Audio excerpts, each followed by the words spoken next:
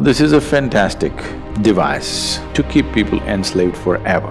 And to cover this, there's a whole lot of other stories which I don't want to enter, phenomenal tools to control populations, which has been successfully done for a long time.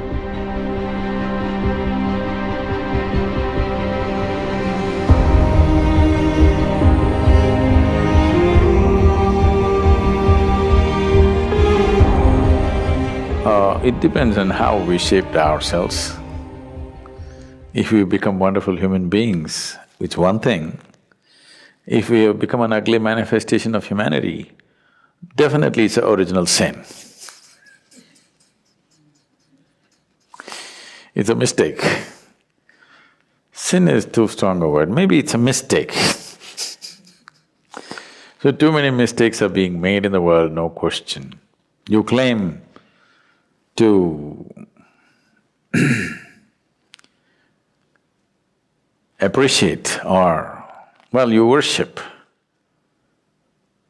the one who is referred to as the creator, but you have a huge issue with the creation. If you do not appreciate the creation, why the hell should you worship the creator? Someone who made such a bad job of this, the only way you can even be born is through sin, I think he must be banished. Now, this is a fantastic device to keep people enslaved forever. If you do not even allow them to come to terms with their biology, they'll never come to terms with anything in their life. Always they will be dependent on an institution or a person or something who claims to have connections.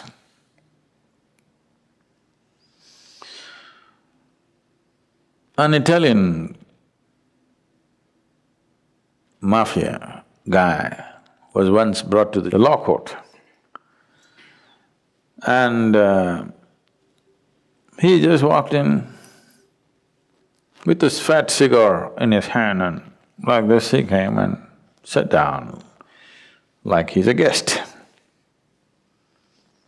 Then the judge looked at his arrogance and asked, "Do you have a lawyer?"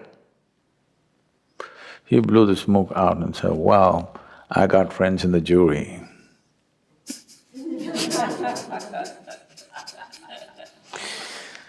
So people who are supposed to have connections elsewhere, you will always be enslaved to them because you feel guilty about your biology.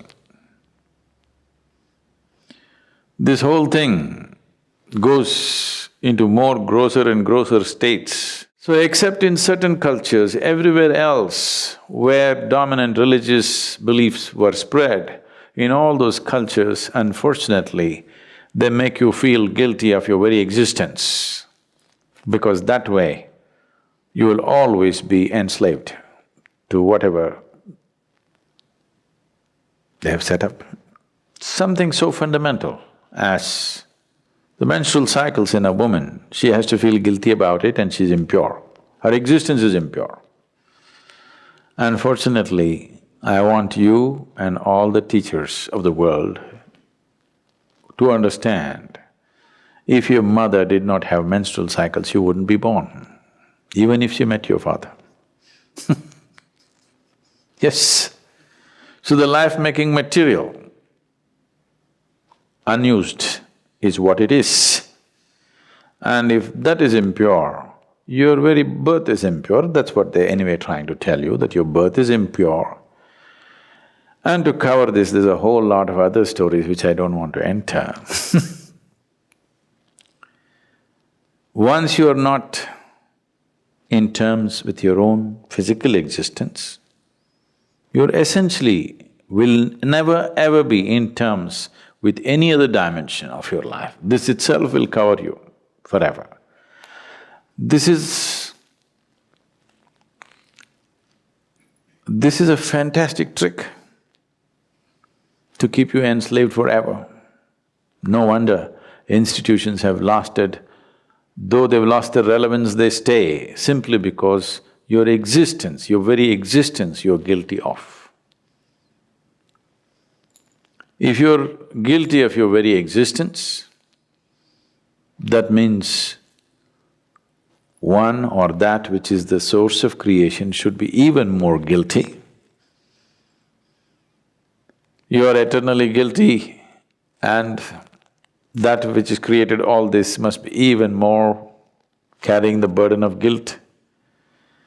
Guilt and fear have been a phenomenal tools to control populations, which has been successfully done for a long time. It's time this is broken.